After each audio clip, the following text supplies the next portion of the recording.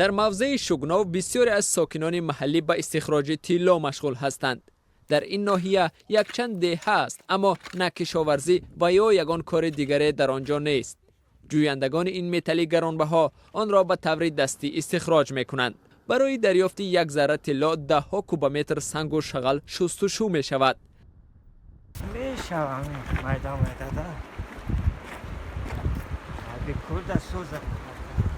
در هر مکان این موضع طلا وجود دارد، اما برای طلاشویان مهم است مکان را پیدا کنند که در آنجا ذره های طلا بیشتر است. اسکندر و رستم بعد ختم درس هایشان در مکتب به طلاشویی می آیند. پدر آنها عضو این ارتل زرشویی است. هر مقدار طلایی که به دست می آورند به او می دهند و پدر طلا را به نقطه قبول آن می فروشد.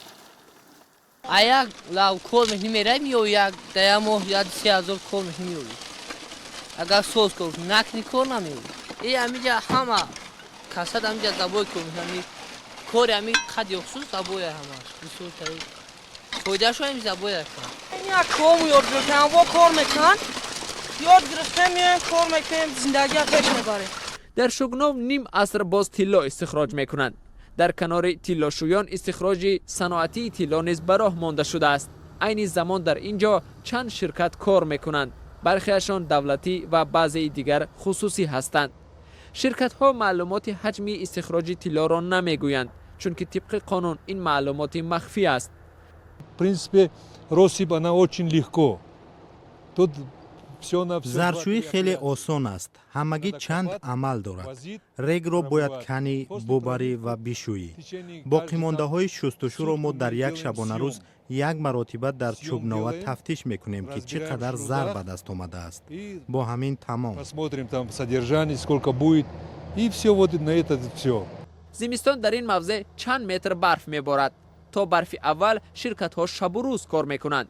رگ و شغل طلادار را ماشین های عظیم تا تجهیزات شغل شویی میکشانند. طلا در ظرف های ویژه تکشین می شود. اما به گفته متخصصان با چنین شکل استخراج تا 8% طلا تلف می یابد. ارتل طلاشویی آدینه 130 گکتار را در این موضع در اختیار دارد. در 12.5 سال کار این شرکت قریب به پررگی این موضع را کار کرده است. در مورد حجم طلایی به دست آمدن نمیگویند، اما گفتند در این مدت از نقشه 1 برابر بیشتر طلا شستند.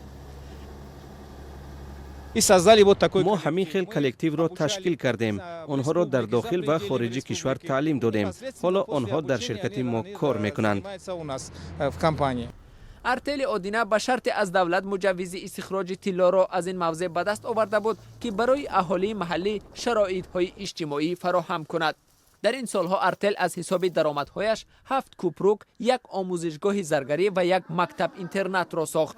با انجام یافتن ذخیره های طلا شرکت عهدهدار است همه این مکان های کافتش را دوباره هموار کرده موضع را به حالتی پیشترش برگرداند. در تاجیکستان تا کنون 130 کان طلا کشف شده است. حجم استخراج طلا در کشور سال به سال می افزاید. سال 2012 در کشور 2.5 تن طلا استخراج شد. سال گذشته حجم طلای استخراج شده به 5 تن رسید. امسال در نقشه است حجم استخراج طلا باز 25% بیشتر شود. بیشتر مجوز استخراج طلا را در کانها شرکت‌های مشترک تاجیکستان و چین به دست می‌آورند.